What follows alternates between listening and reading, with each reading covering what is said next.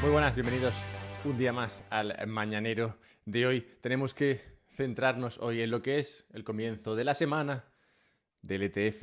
Ese será el principal tema que cubriremos hoy, pero no será el único, pues también avanzaremos hacia lo que será divertido comentar en este 2024. Seguiremos con el hecho de que no estás seguro en acciones, sobre todo si el presidente de tu empresa es muy fan de fumar porros, y cerraremos el mañanero de hoy tratando la cuestión de quién será el que saque el petróleo del futuro y si es verdad, cierto, verdadero, que no nos hace felices tener hijos. Bien, pues nada, hablemos un poquito de todo esto, comenzando, como digo, con lo que es la semana del ETF, el temazo, lo que va a ocuparnos estos próximos días. Desde agosto estamos con la cuestión del ETF. Por fin, cerca de una resolución. Marzo sigue siendo una posibilidad, pero la que se ve con mayor probabilidad es el día 10 de enero, que será, bueno, en escasos 2 días. Eric Balchunas, analista de ETFs senior de Bloomberg, le da a día de hoy una probabilidad del 95% a que los ETFs spot de Bitcoin se aprueben el día 10 y empiecen a cotizar el día 11. El 95% de probabilidad es básicamente la mayor probabilidad que le puedes dar sin decir un 100%. Que no puedes decir nunca porque nunca se sabe, al menos hasta que la SEC no lo diga. Esto nos coloca en una situación en la que no hemos estado desde que crearon MTGOX o Kraken, Coinbase. Yo creo que la aprobación de los ETFs es el momento más parecido a aquel. Pues en aquel momento no había posibilidad de comprar Bitcoin de manera fácil. Era algo que tenías que hacer entre personas, de maneras oscuras, digamos. Y las bolsas en ese momento nacieron para dar a todos la posibilidad de comprar Bitcoin de manera sencilla. Y apuesto a que como en aquel entonces, o más bien como en este entonces, en aquel momento se decían muchas cosas cuando se lanzaron las bolsas. Se dijeron, bueno, cosas como que Bitcoin iba a cambiar para siempre, que ya no tendrías tu Bitcoin, pues tu Bitcoin estaría en la bolsa. Se dirían tantas cosas como se están diciendo hoy alrededor de la cuestión de los ETFs. Igual menos cosas porque en ese momento éramos menos los Bitcoiners, pero como digo, serían muy parecidas a las que estamos escuchando hoy con el potencial anuncio del ETF. A todo esto hay que entender una sola cosa, y es que el ETF simplemente, con todo el rollo que se ha escuchado, simplemente hace más sencillo comprar Bitcoin. Igual que las bolsas en su día lo hicieron más sencillo. Pero Bitcoin sigue siendo y seguirá siendo Bitcoin. El aspecto más interesante es que el ETF, sí, este ETF spot de Bitcoin en Estados Unidos, pues ya hay ETFs spot en otros sitios, pero que no son lo mismo. Pues este ETF spot sí que le daría una pátina de legitimidad a Bitcoin que hace que todos y cada uno de los inversores profesionales y analistas de mercado tengan que mojarse al respecto de si Bitcoin es una inversión o no lo es, si es bueno o no es bueno. Entre las opiniones, quiero destacar la publicada por un columnista del Financial Times, Stuart Kirk, no sé si tiene relación con el de Star Trek, que me parece hace un buen análisis del sentir inversor sobre Bitcoin. Sentir inversor es la parte importante de esta frase, y es que no es lo mismo lo que opinan unos bitcoiners u otros, los cypherpunks, sobre Bitcoin, que lo que opinan los inversores. Bueno, pues Kirk, como todos los inversores de este ramo, empieza diciendo que no veía claro lo de Bitcoin, pero que a día de hoy lo ve como algo necesario en una cartera, un cambio, un giro que ha tomado en los últimos meses, semanas. En un artículo de 1000 palabras, al respecto de Bitcoin, no menciona en ningún momento nada sobre Bitcoin como competidor del dólar, como medio de pago libre o sistema monetario sin fronteras. Solo se centra en si es una buena inversión, que al final es lo que le interesa, pues, al mundo inversor, que será, le pese a quien le pese, gran parte del que esté comentando sobre Bitcoin en los próximos meses, años. Bueno, Stuart Kirk estima que Bitcoin debe entrar en todas las carteras porque los problemas que normalmente se le atribuyen a Bitcoin por la comunidad inversora no le parecen graves. Entre ellos, aborda los siguientes.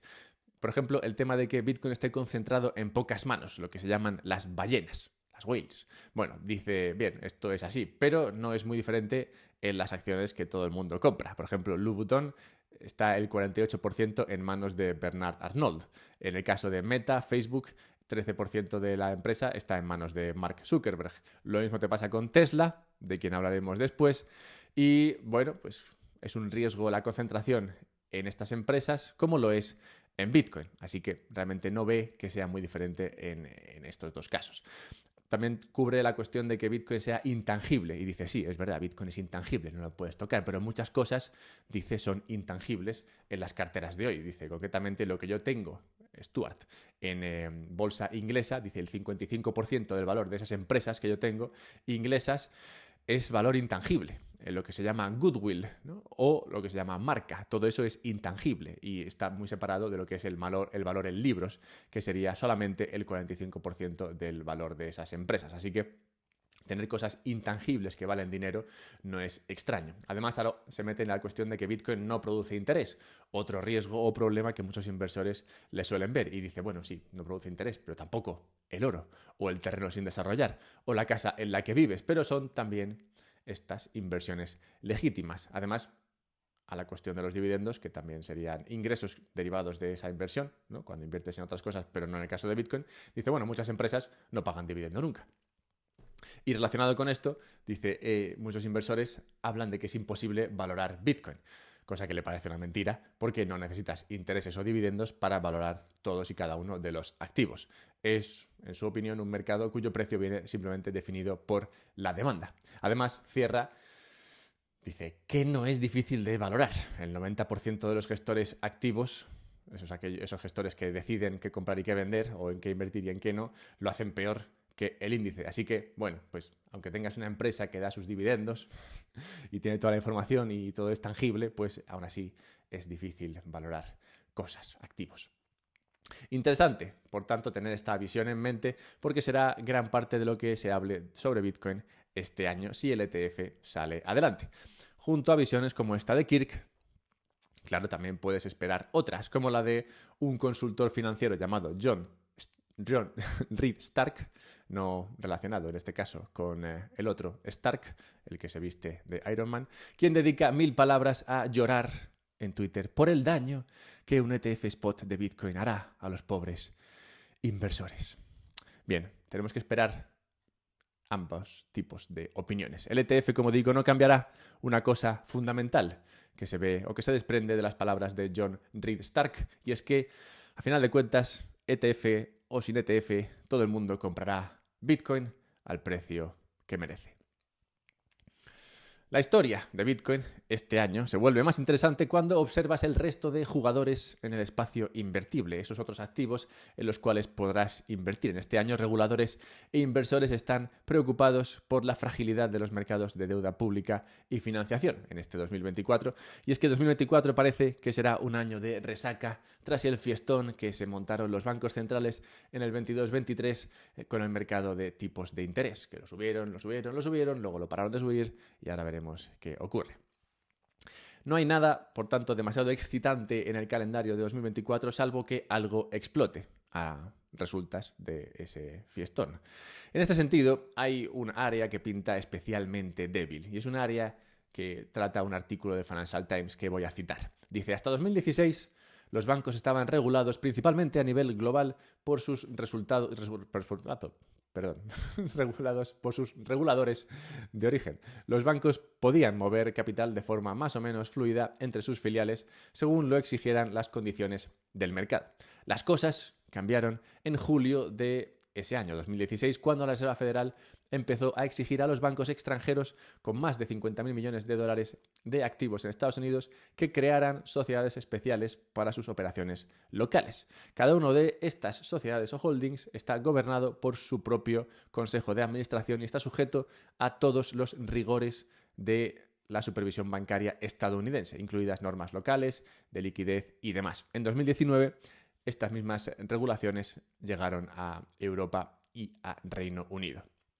Regulación, claro, que como siempre viene a tratar de solucionar un problema posible evitando que éste muestre síntomas, creando, bueno, pues como sabéis o como podéis imaginar, un problema aún mayor. Y es que, dice el artículo, el resultado es que la transferencia de capital entre filiales bancarias requiere ahora la recomendación del equipo directivo local, la aprobación del Consejo de Administración local, el examen de las pruebas de resistencia locales y en ocasiones la aprobación de los reguladores locales. Vamos, que la movilidad de capital entre bancos o entre el mismo banco se ha vuelto lenta, costosa e incierta. En resumen, el capital bancario está atrapado. Cuando el capital ya no puede moverse entre jurisdicciones, los balances de cada región quedan fijos. No es de extrañar que los mercados se hayan endurecido y que los responsables políticos tengan que estabilizarlos con más frecuencia. El sector oficial está desempeñando un papel que antes correspondía al capital bancario, lo cual me recuerda un poco al sistema bancario americano. Estos americanos siempre caen en la misma trampa.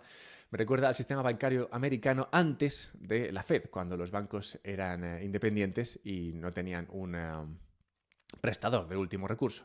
Y en ese sistema no se permitía a los bancos operar fuera del estado de origen. El objetivo era, como ahora, reducir el riesgo. La realidad era que lo concentraba en esos bancos locales.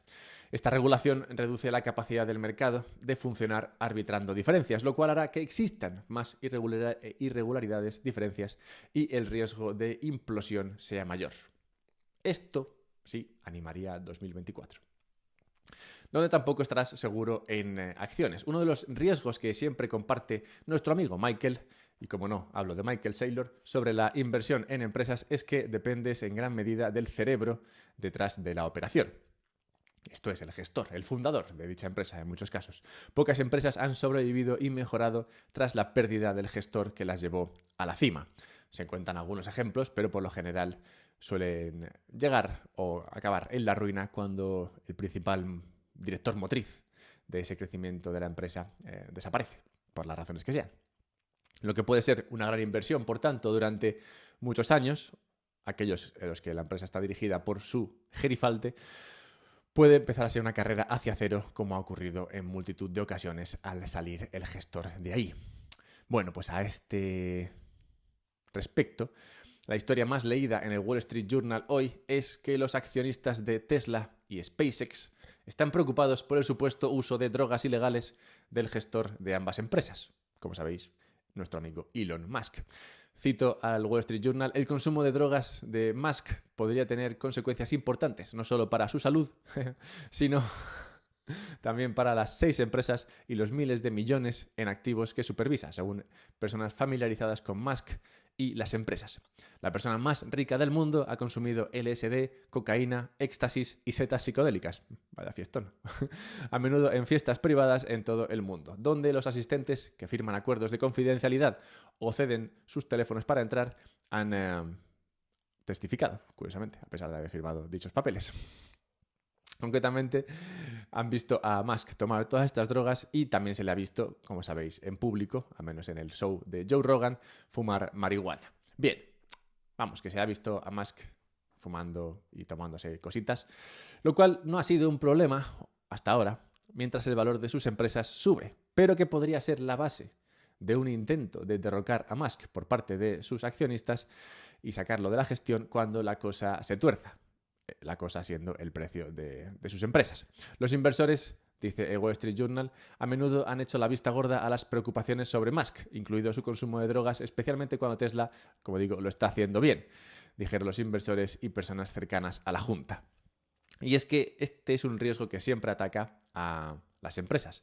El hecho de que son empresas, tienen sus negocios, pero también tienen sus accionistas, que pueden tomar decisiones que pueden ir en contra de la viabilidad a largo plazo de las empresas. En este sentido, como sabéis todos, Bitcoin no tiene una junta de gobierno, ni un presidente, ni un accionista, ni nadie que fume. Bueno, al menos nadie que esté a los mandos.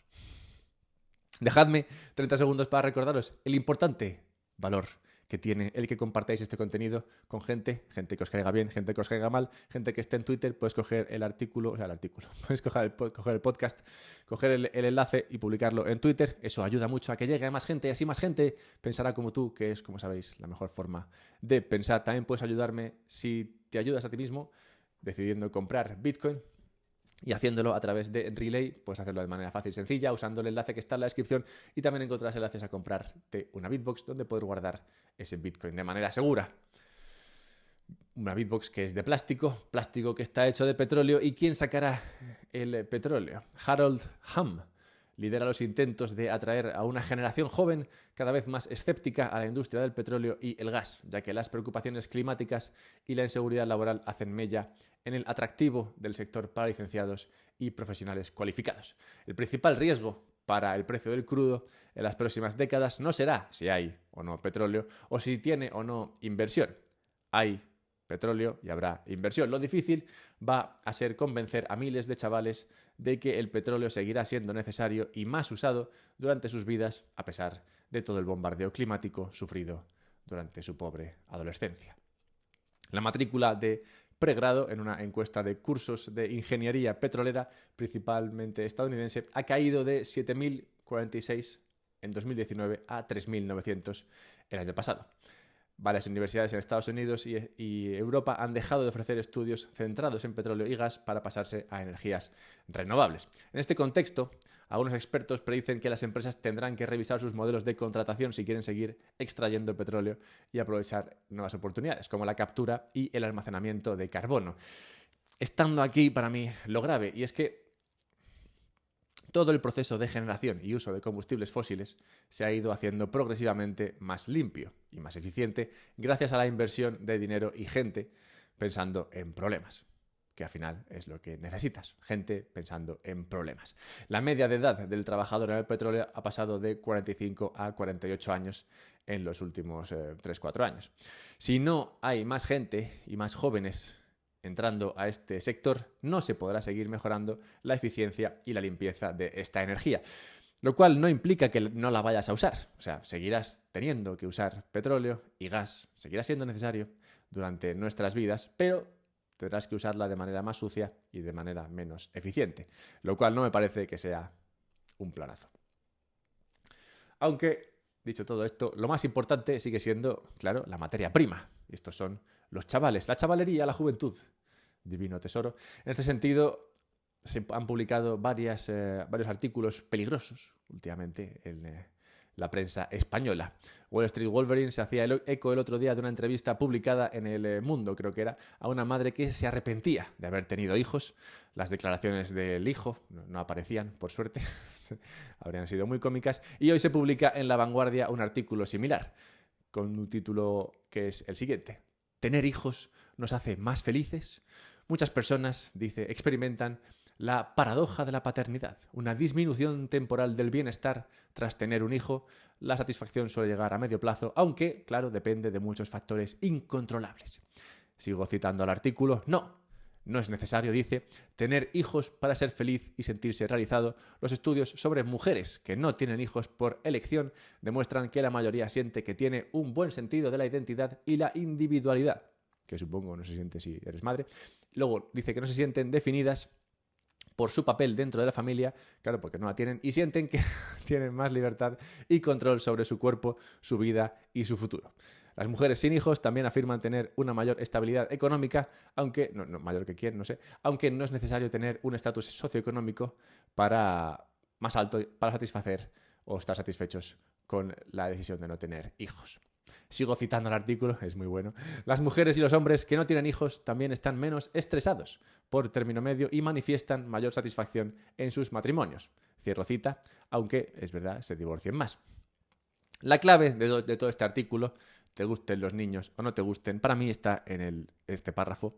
Cito: parece que la clave principal para ser feliz con la decisión de tener o no tener hijos depende de si se maneja el control sobre este asunto. Cuando sentimos que hemos elegido nuestro camino, tendemos a aceptar nuestras decisiones y a ser más felices con ellas. Cierro cita.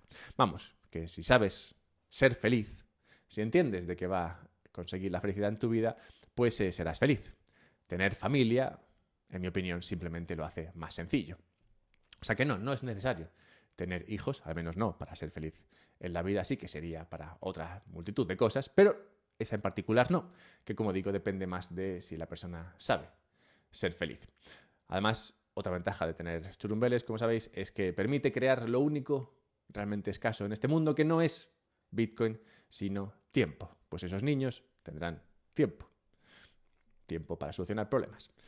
Y en la necrológica de hoy tenemos que recordar, como no, a un padre, al padre de la ciencia, Galileo Galilei, quien, como sabéis, descubrió muchas cosas, que no puedo ponerme ahora a recitar, pero que sobre quien quiero simplemente centrarme en su pelea por avanzar ideas controvertidas en su época, ideas que no estaban de moda, ideas que no eran muy bien aceptadas, pero que eran verdad. Y es importante, como digo siempre, pelear por tu verdad.